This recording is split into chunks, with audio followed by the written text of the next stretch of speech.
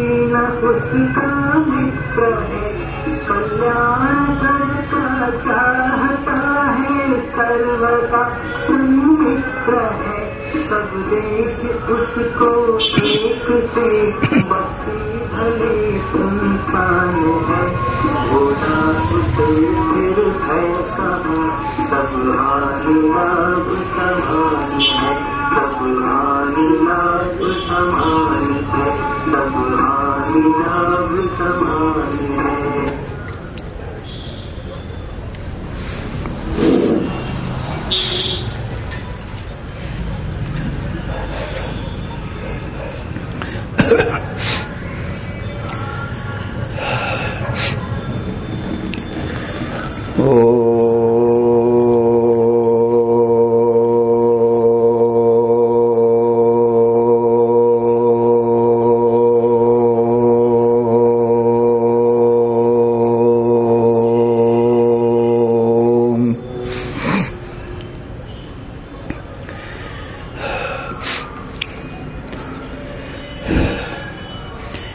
चैतन्यं शाश्वतं शान्तं व्योमातीतं निरञ्जनं नादबिन्दुकलातीतं तस्मै श्रीगुरवे नमः। सर्वश्रुतिशिरोरत्नं विराजितपदाम्बुजं वेदान्ताम्बुजमार्तण्डं तस्मै श्रीगुरवे नमः। अज्ञानतिमिरान्धस्य ज्ञानाञ्जनशलाकया चक्षुः उन्मीलितं येन तस्मै श्रीगुरवे नमः। अखण्डानन्दबोधाय शिष्यसन्तापहारिणे सच्चिदानन्दरूपाय रामाय गुरवे नमः।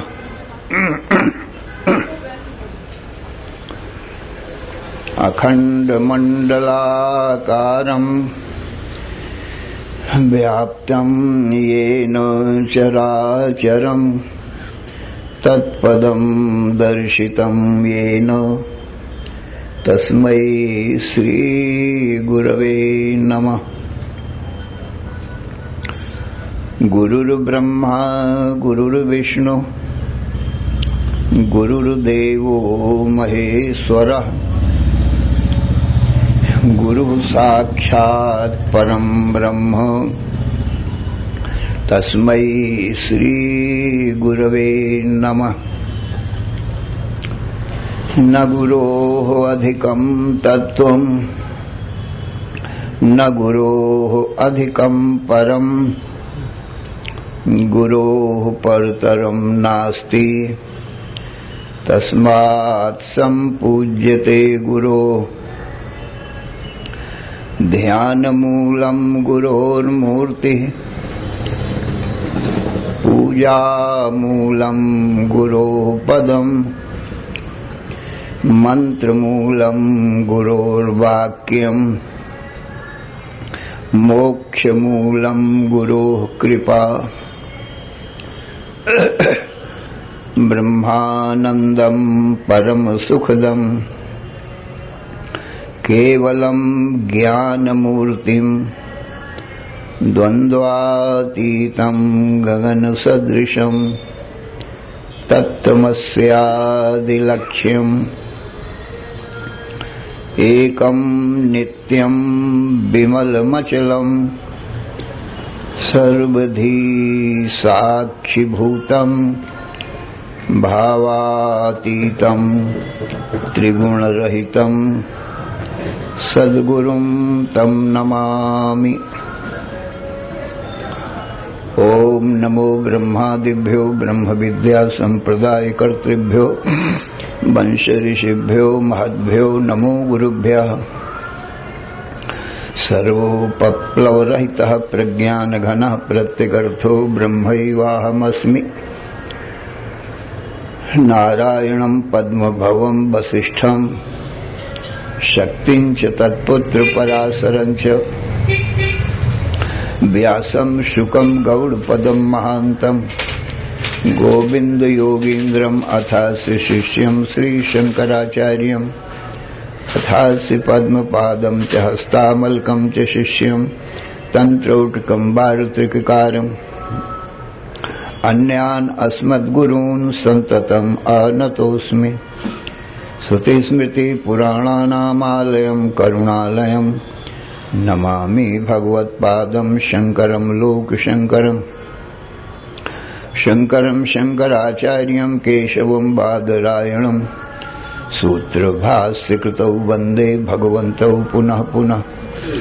ईश्वरो गुरुः आत्मेति मूर्तिभेद विभागिने व्योमवद्व्याप्तदेहाय दक्षिणामूर्तये नमः।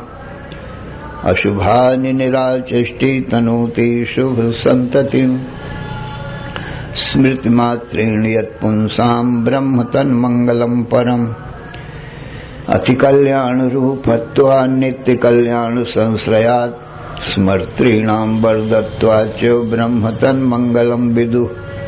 ओंकारश्चाथ शब्दस्य द्वयेतो ब्रह्मणः पुरा कंठं भित्त्वा विनिर्यातौ तस्मान् माङ्गलिकौ उभौ।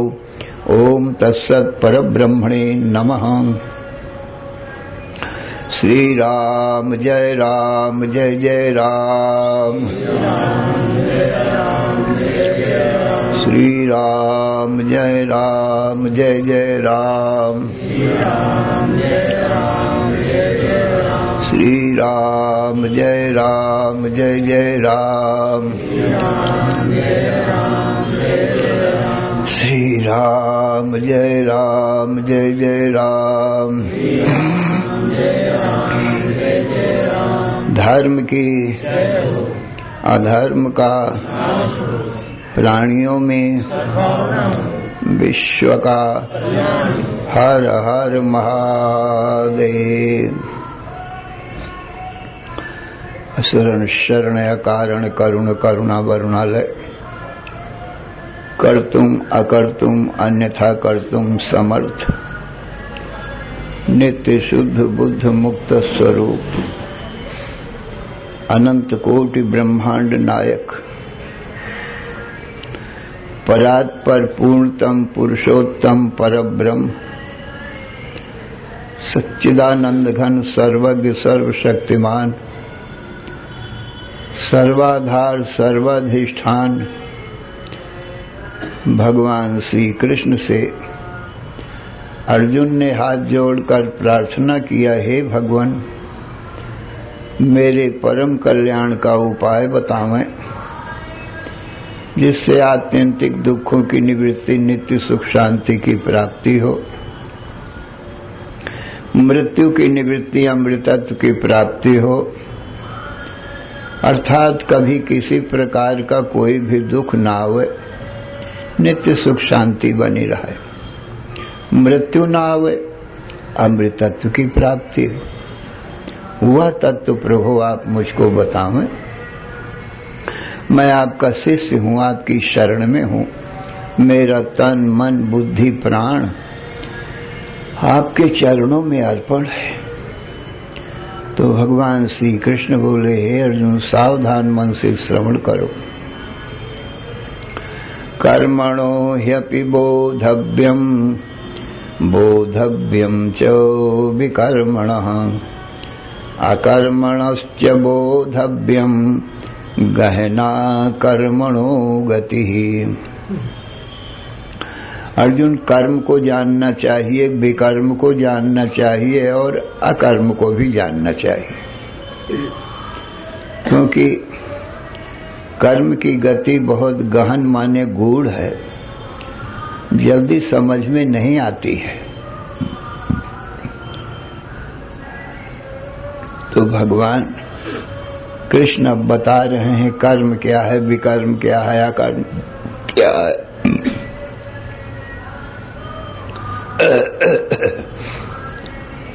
तो कर्म की बात पहले बता रहे हैं। त्रिकांडमयो वेदा, वेद त्रिकांडमय है। पहला कर्म कांड है, दूसरा भक्ति कांड है, तीसरा ज्ञान कांड है। ये 3 कांड रूप संपूर्ण वेद है। तो प्रथम कर्म कांड का वर्णन कर रहे हैं भगवान। अर्जुन, अपने अपने वर्ण, आश्रम, पद, अधिकार के अनुसार जो कर्म किए जाते हैं उन्हीं को कर्म कहते हैं, उन्हीं को धर्म कहते हैं। माने वेद विहित कर्म ही धर्म कहलाते हैं। और वेद में जो निषिद्ध किया है, और वेद ईश्वर की वाणी है, तो जो निषेध किया है भगवान ने, ईश्वर ने, उनको विकर्म कहते हैं। माने वेद विरुद्ध कर्म विकर्म कहे जाते हैं, और वेद विहित कर्म धर्म कहे जाते हैं। तो वेद में जिनका विधान किया गया है वो हम तुमको बता रहे हैं। तो एक तो सामान्य धर्म होता है, दूसरा विशेष धर्म होता है। तो अपने अपने वर्ण, आश्रम, पद, अधिकार के अनुसार जो धर्म कर्म किए जाते हैं वो विशेष धर्म कहे जाते हैं। पिता का धर्म, पुत्र का धर्म, पति का धर्म, पत्नी का धर्म, गुरु का धर्म, शिष्य का धर्म, राजा का धर्म, प्रजा का धर्म, अपने अपने ब्राह्मण, क्षत्रिय, वैश्य, शूद्र का अलग अलग धर्म, ब्रह्मचारी, गृहस्थ, वानप्रस्थ का धर्म, ये सब धर्म विशेष धर्म कहे जाते हैं। विशेष विशेष सबको अलग अलग बताया है। और एक सामान्य धर्म होता है। सामान्य धर्म उसको कहते हैं कि स्त्री पुरुष, ब्राह्मण, क्षत्रिय, वैश्य, शूद्र, पिता पुत्र, गुरु शिष्य, पति पत्नी, सब कोई उस धर्म का पालन करे, वो सामान्य धर्म कहा जाता है। जैसे कृष्ण यजुर्वेद में बताया गया है, अहिंसा सत्यमस्तेय ब्रह्मचर्या परिग्रह, अक्रोधो गुरु शुश्रूषा, शौचम संतोषमार्जवम्, अमानित्वम् अदम्भित्वम् आस्तिकत्वम् अहिंसृता, एते सर्वे गुणा गेया सात्विकस्य विशेषतः। सत्वगुण, रजोगुण, तमोगुण, ये प्रकृति के माया के 3 गुण होते हैं। तो जो सत्वगुण हैं वो सामान्य धर्म कहे जाते हैं। तो सत्वगुण क्या है? अहिंसा, किसी भी प्राणी की हिंसा नहीं करना, न तन से और न मन से और न वाणी से।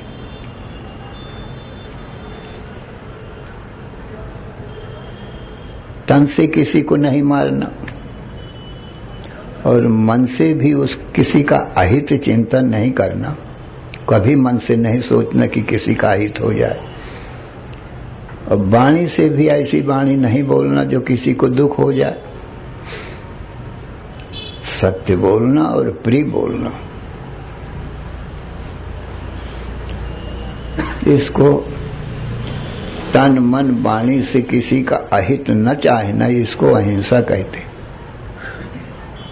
तो स्वयं भी हिंसा न करे और दूसरे से भी हिंसा न करवावे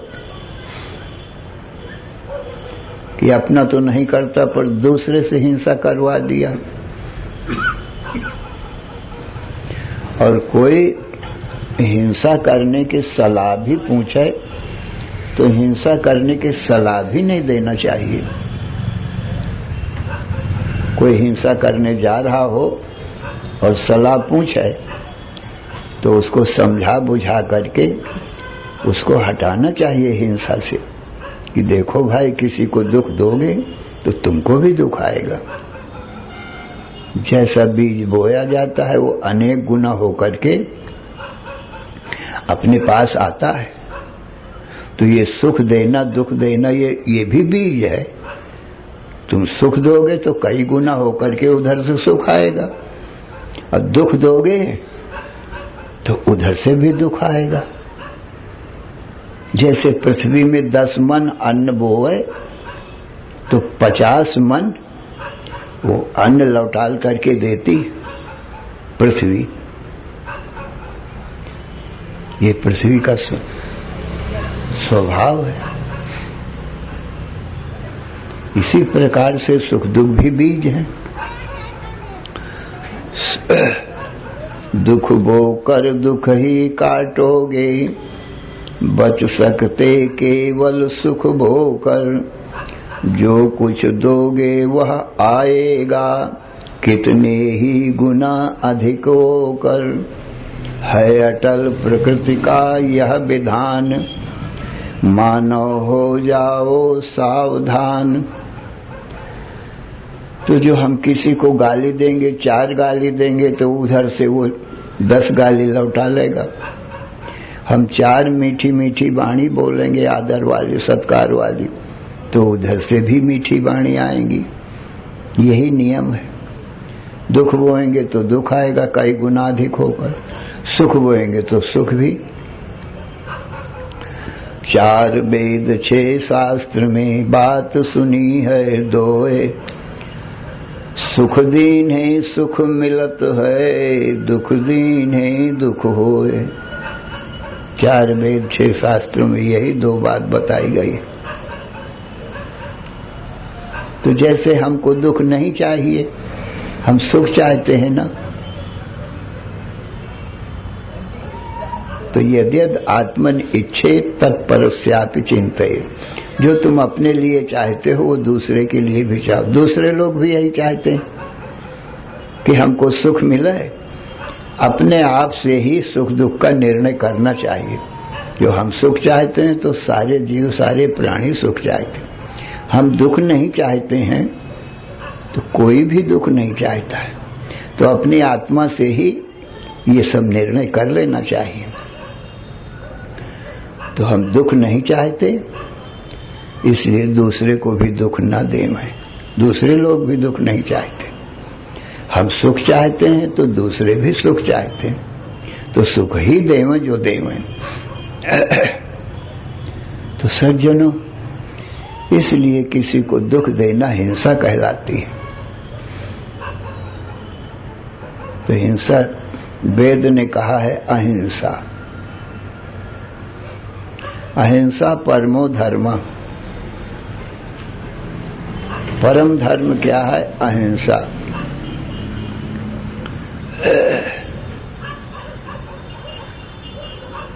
परम धर्म श्रुति विदित अहिंसा।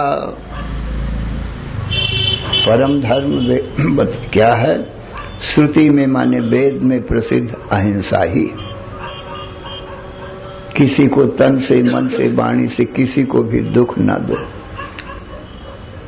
ये वेद का पहला धर्म बताया। कर्म की बात है। कर्म को ही धर्म कहते, धर्म को ही कर्म कहते। तो ये पहली बात बताई। ये सामान्य कर्म है। ब्राह्मण क्षत्रिय वैश्य शूद्र कोई भी हो, स्त्री हो पुरुष हो, राजा हो प्रजा हो, पिता हो पुत्र हो, ये तो सबके लिए है धर्म। इसीलिए इसका नाम सामान्य धर्म है। अहिंसा। अब दूसरा अहिंसा सत्यम। सत्य के सत्य बोले, झूठ न बोले। सत्य समान धर्म नहीं आना, आगम निगम पुराण बखाना। सत्य के समान दूसरा धर्म नहीं है सज्जनों। आगम शास्त्र, निगम वेद, पुराण ये सब पुराण रामायण आदि सब में यही बात एक बताई गई है कि सत्य बोलो, झूठ न बोलो। जो सत्य बोलता है उसका सभी लोग विश्वास करते हैं, और झूठ बोलने वाले का कोई विश्वास नहीं करता है।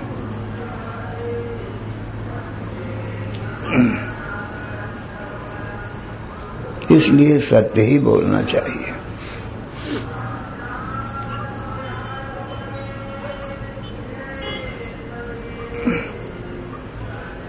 दो प्रकार का सत्य होता है, एक तो व्यावहारिक, एक पारमार्थिक।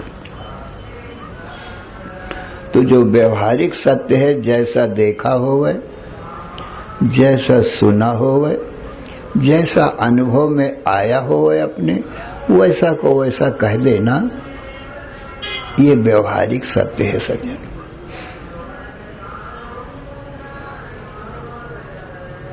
तो व्यवहार में हम आप सबका जो व्यवहार होता है, तो जैसा हमने कोई देखा होवे वैसा बता देना, भाई हमने ऐसा देखा, या सुना होवे कि भाई हमने लोगों से ऐसी बात सुनी है। अपने अनुभव में जैसा आया होवे वैसा का वैसा बता देना, ये सत्य है। यथा दृष्टम यथा श्रुतम, जैसा देखा सुना हो, जैसा अनुभव में आया हो वैसा बता दे, निश्चल निष्कपट भाव से, किसी का पक्षपात नहीं करना। ये तो सज्जनों व्यावहारिक सत्य है, वाणी का सत्य है। और दूसरा सज्जनों पारमार्थिक सत्य होता है। पारमार्थिक सत्य भगवान है, वो परम सत्य है। वेद में लिखा है सत्यम ज्ञानम अनंतम ब्रह्म। परम सत्य भगवान है, जिसकी न उत्पत्ति है न नाश है। और परम ज्ञान, अनंत अखंड ज्ञान, वो भी भगवान का स्वरूप है। और परमानंद, वो भी भगवान का स्वरूप है। सत चित आनंद, तो ये पारमार्थिक सत्य है।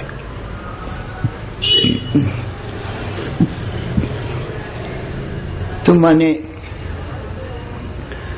वाणी से भगवान का नाम लेना, मन से भगवान का चिंतन करना, कर्मों से इंद्रियों से भगवान का पूजन करना, तो ये परम सत्य है। क्योंकि भगवान ही परम सत्य है। उसी का नाम लेना, उसी का ध्यान चिंतन करना, उसी का ज्ञान करना, ये दो प्रकार का व्यावहारिक और पारमार्थिक सत्य है।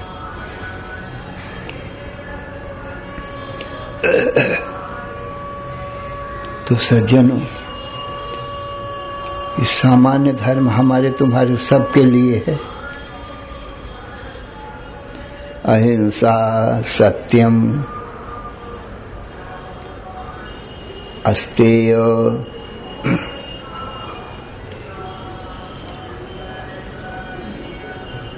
नहीं असत्य संपातक पुंजा, गिरिसम होए कि कोटिक गुंजा। असत्य बोलने के समान कोई पातक नहीं है, माने पाप नहीं है। सबसे बड़ा पाप असत्य बोलना है, और सत्य बोलना सबसे बड़ा पुण्य है, सबसे बड़ा धर्म है।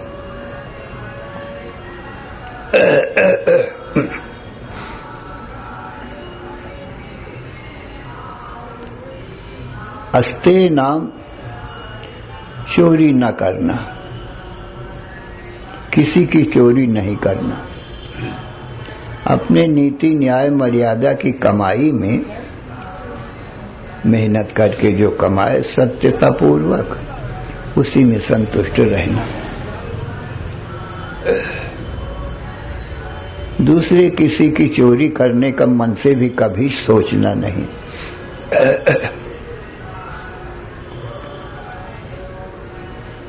क्योंकि चोरी करना निषिद्ध कर्म बताया है भगवान ने।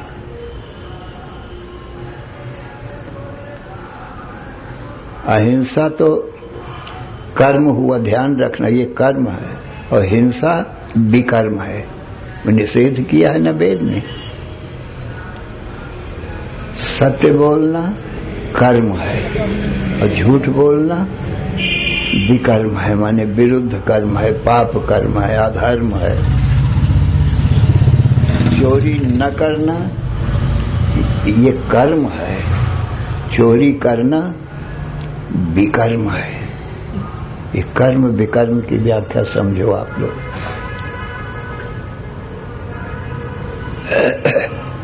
कभी किसी की चोरी नहीं करना चाहिए, और सज्जनों चोरी करने की किसी को सलाह भी नहीं देना चाहिए।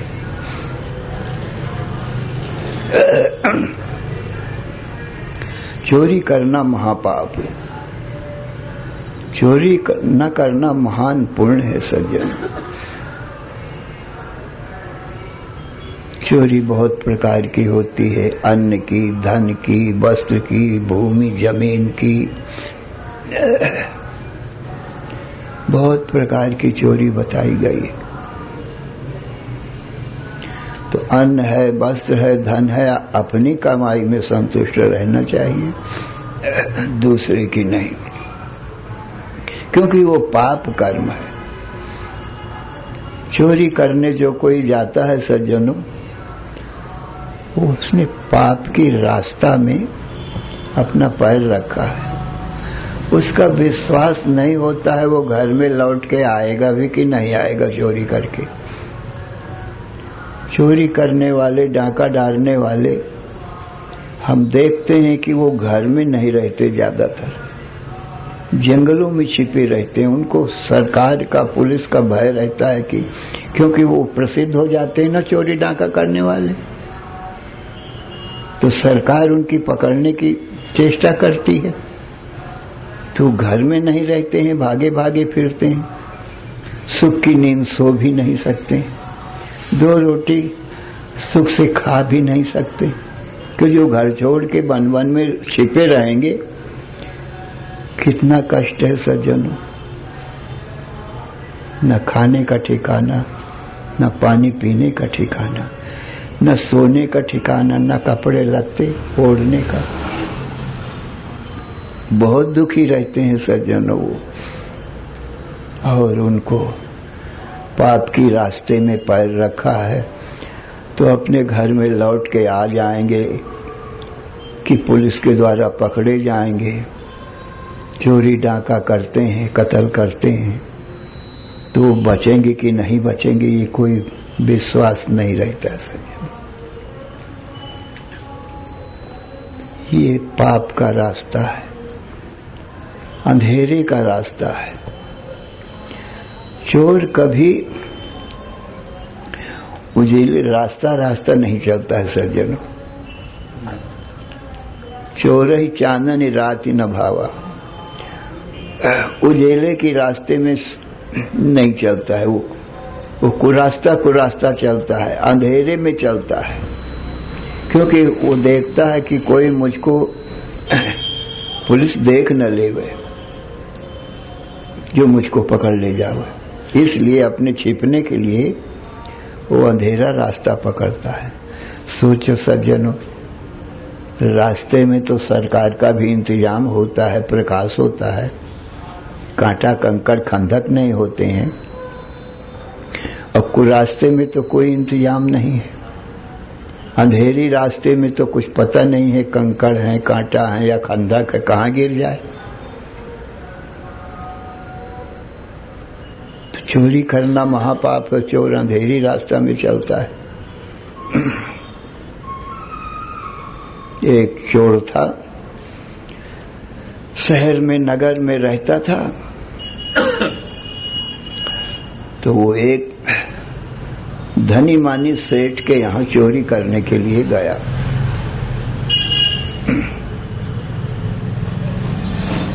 और वो उसका सेठ का जो 3 मंजिले में मकान था, 3 मंजिल ऊपर वो रहता था। ठंडी के दिन थे, तो उसी सेठ के यहां वो चोरी करने जा रहा था।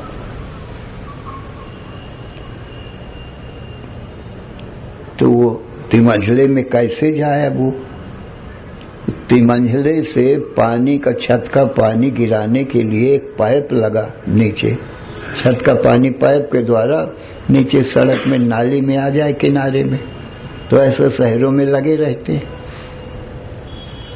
तो उसी पाइप से वो तीसरे मंजिल में चढ़ने लगा। ठंडी के दिन थे, माघ पूस का महीना था।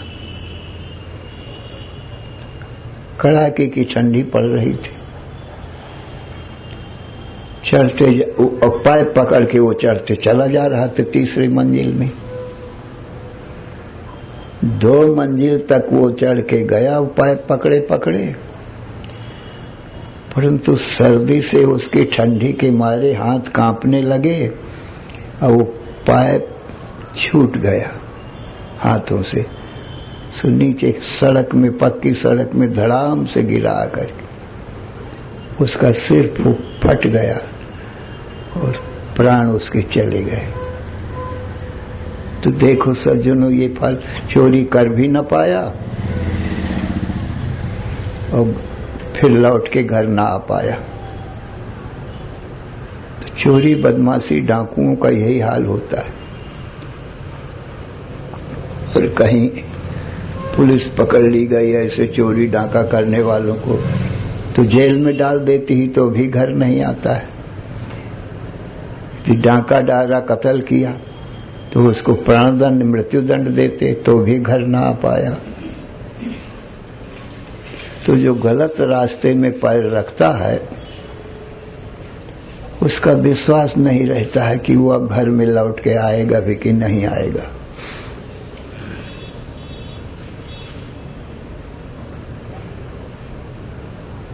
तो सज्जनों, कभी भूल कर भी चोरी न करें।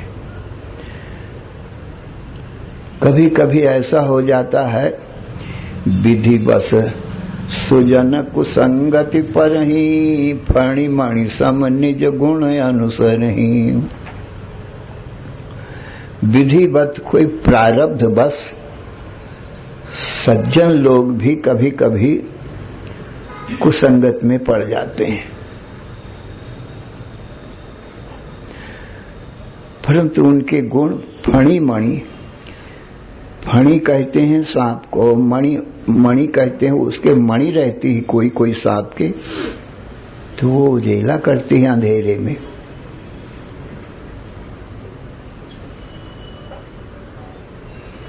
तो ऐसे विधि बस कभी कभी साधु सज्जन लोग, अच्छे पुरुष लोग भी कुसंग में पड़ जाते, नहीं चाहते हुए भी पड़ जाते। इसमें एक कथा है। एक महात्मा भगवान राम की उपासना करते थे। सीताराम सीताराम हमेशा जपते रहते थे।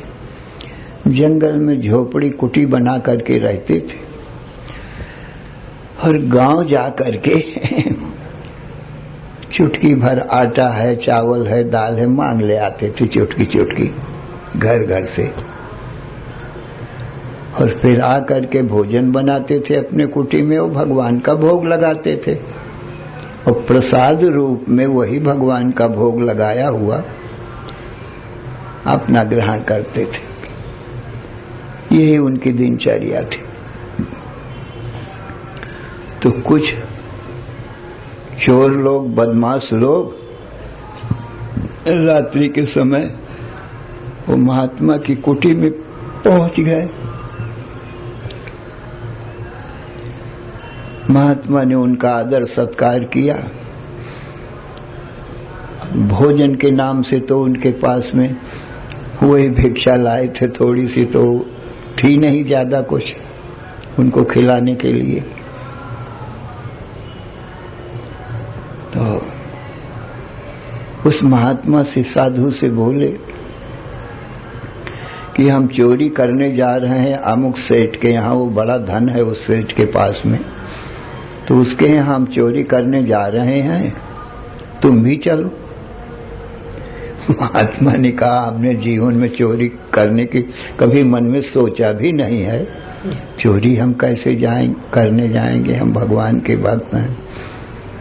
कहा नहीं, तुम साधु हो इस नगर में, गांव में तुम रोज जाते हो भिक्षा मांगने, हम साधुओं को तुमने पहचान लिया है, तुम बता सकते हो उनको, तो तुम बता दोगे, इसलिए हम तुमको साथ में जरूर ले जाएंगे। बहुत मना किया साधु ने, पर वो लोग नहीं माने। बोले चलो, पकड़ के ले गए उसको चोरी करने के लिए, जबरदस्ती बताइए। और सेंध कर दिया, दीवार तोड़ दिया थोड़ी रात्रि के अंधेरे में। और साधु से बोले तुम पहले घुसो चोरी करने के लिए, क्यों तुम दरवाजे में यहां रहोगे, किसी को बता दोगे कि ये चोर घुस गए हैं इसमें, तो तुम पहले घुसो।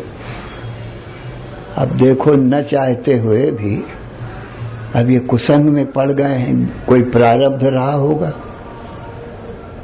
तो विधिवश सुजन कुसंगत पर ही, विधिवश कुसंग में पड़ तो गए, पर फणी मणि सामान्य जो गुण अनुसार ही, फणी की मणि के समान उनके गुण हमेशा बने रहते हैं हृदय में, उनका लोप नहीं होता है गुणों का। भगवान के भक्त हैं वो, कभी चोरी करते नहीं, झूठ बोलते नहीं, हिंसा कभी करते नहीं। अब क्या करें, वो महात्मा को जबरदस्ती घुसना ही पड़ा। अब सब दिन पूरा बीत गया था।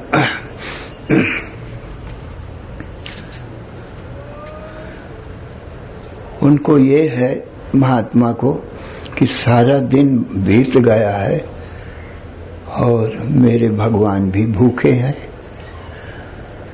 और मैं भी भूखा हूं, सब दिन बीत गया, भोजन बनाने नहीं दिया इन लोगों ने, तो हमारे ठाकुर जी भगवान भूखे,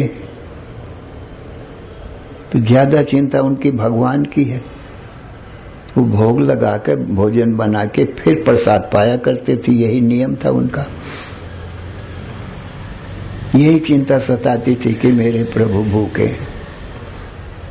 तो वो घुस तो गए सेठ के घर में, परंतु भगवान के भोग लगाने के लिए वो कुछ मेवा, मिठाई, मलाई, दूध, दही कुछ मिल जाए भगवान के भोग लगाने को, इनको मैं भोग खिला दूं, तब मुझे संतोष हो। तो यही चीज वो ढूंढने लगे वहां घर में जाके। ढूंढते ढूंढते कमरे कमरे वहां पहुंच गए जहां रसोई घर था। तो रसोई घर में कुछ मिठाई और कुछ दही जमाया हुआ गऊ के दूध का वहां रखा हुआ था। तो वो साधु बड़े प्रसन्न भये कि अब हम भगवान का भोग लगा दें, भूखे हैं भगवान, फिर उनका प्रसाद हम भी पा लें। साथ में ठाकुर जी को वो ले गए थे अपने झोली में, ठाकुर जी को निकाल के रखा और वो दूध दही निकाला और मिठाई निकाली और भगवान का सामने रखा, भोग लगाया, घंटी बजाई और शंख बजाया। अब वो सेठ जाग गया, देखा आकर के रसोई, बोले ये तो साधु है अपने, वो बाहर जंगल में रहता है कुटी में। कहा महाराज आप? बोले क्या करूं, कुसंग में ये चोर लोग हैं, तुम्हारे घर में चोरी करने के लिए आए हैं और मुझे जबरदस्ती पकड़ के ले आए। आप तो पहचानते हो मैं भिक्षा मांगने आया करता हूं, मुझे भोजन भी नहीं बनाने दिया और जबरदस्ती पकड़ के ले आया। जब मेरे ठाकुर जी भूखे हैं तो तुम्हारे रसोई घर में ये दूध दही कुछ मिल गया और ये मिठाई मिल गई, तो मैंने भगवान को भोग लगाया, घंटी बजाई, शंख बजाया। अब इनका भोग लगाऊंगा, इनका प्रसाद मैं भी पाऊंगा। पर तुम्हारे घर में चोर लोग, बदमाश लोग आ गए हैं और वो कुछ बाहर खड़े हैं, कुछ भीतर घुसे आए। सेठ ने तुरंत पुलिस को, थाने को फोन कर दिया और पुलिस आ गई, चारों तरफ से घेर लिया, वो घर को घेर लिया चारों तरफ से। निदान ये हुआ कि वो पकड़े गए। साधु तो साधु ही था, कोई विधि बस वो जब कुसंग में पड़ गया था, परंतु अपने गुणों का त्याग नहीं किया। तो सज्जनों, कभी कभी ऐसा हो जाता है, सज्जन लोग भी कुसंग में पड़ जाते हैं तो भी अपने गुणों का त्याग कभी नहीं करते। तो कभी हम भगवान के जो भक्त हैं, सत्यवादी हैं, उनको कभी ऐसा नहीं करना चाहिए। कभी पढ़ भी जाएं तो भी अपने गुणों का ही अनुसरण करना चाहिए। चोरी डाका बदमाशी नहीं करना चाहिए, झूठ नहीं बोलना चाहिए, सत्य ही बोलना चाहिए। सत्यमेव जयते नानृतम, हमेशा सत्य की जीत होती है। यह तो धर्मस्ततो जया, धर्म की ही जीत होती है हमेशा। असत्य की, अधर्म की कभी भी जीत नहीं होती। तो अहिंसा सत्यम अस्तेय, चोरी नहीं करना। अहिंसा सत्यम अस्तेय ब्रह्मचर्या परिग्रह। और सज्जनों, ब्रह्मचर्य का पालन करना चाहिए, क्योंकि वीर की रक्षा करना ब्रह्मचर्य है। हमारे तुम्हारे शरीर को धारण करने वाले, शरीर को जीवित रखने वाले 7 धातुएं हैं। जो हम आप लोग अन्न खाते हैं ना, उसकी 7 धातुएं बनती हैं। सबसे पहले जो खाते हैं तो समान वायु है ये पेट में, तो वो क्या करती है, समान वायु पाचन करती है। जो